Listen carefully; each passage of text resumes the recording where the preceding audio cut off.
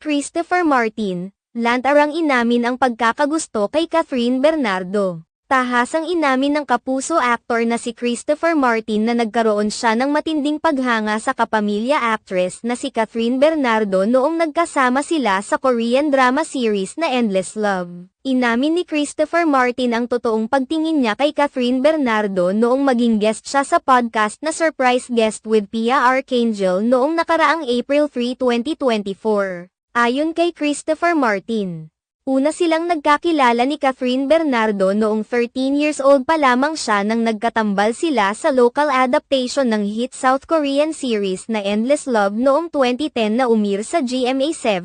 Ang nasabing teleserye ay pinagbidahan ng mag-asawa na ngayon na sina Dingdong Dantes at Marian Rivera.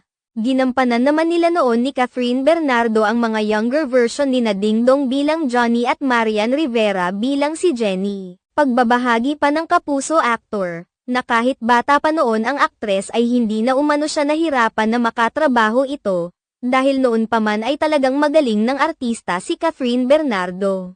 Naging natural din umano ang kanyang pag-arte at ang kuha sa ilang mga eksena nila ng aktres dahil totoong nagkagusto siya rito, subalit walang alam si Kathryn Bernardo sa kanyang nararamdaman. Sa kabilang banda, nauna nang ipinahayag ni Christopher Martin sa panayam sa Fast Talk with Boy Abunda na gusto niyang makasama sa trabaho muli ang aktres at kung maaari ay itutuloy nila ang teleseryeng Endless Love. Sa ngayon ay wala pa namang balita kung sakaling may posibilidad bang magkakatrabaho muli sina Kathryn Bernardo at Christopher Martin.